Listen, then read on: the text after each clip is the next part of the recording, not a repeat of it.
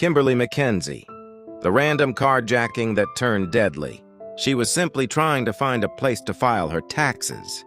But before she could make it home, Kimberly McKenzie was forced into the back of her own car. And what happened next would leave a Georgia family devastated.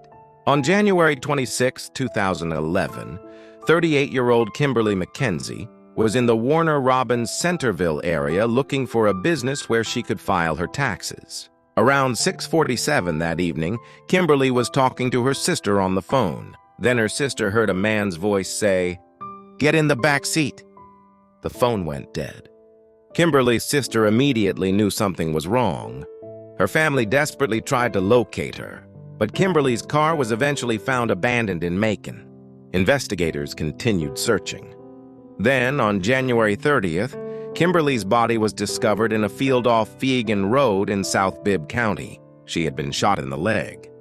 The bullet struck a vein, and she died from the resulting blood loss.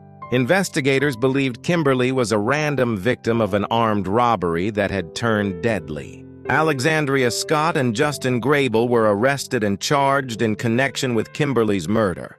In 2014, Scott pleaded guilty to murder and armed robbery and was sentenced to 30 years for murder and an additional 10 years for armed robbery. "I hope when you wake up every morning in prison you see Miss McKenzie's face," said Judge Sims as he sentenced her. Grable also pleaded guilty but mentally disabled and received a life sentence. Kimberly was a mother, a healthcare worker, a sister, and a daughter.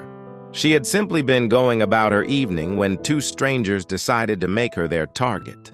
More than a decade later, Kimberly McKenzie's story remains a heartbreaking reminder of how quickly an ordinary evening can turn into a nightmare. This is the story of Kimberly McKenzie of Centerville, Georgia. May she never be forgotten. This is True Crimes of the Dirty South. Please like, comment, and subscribe. Thanks for watching.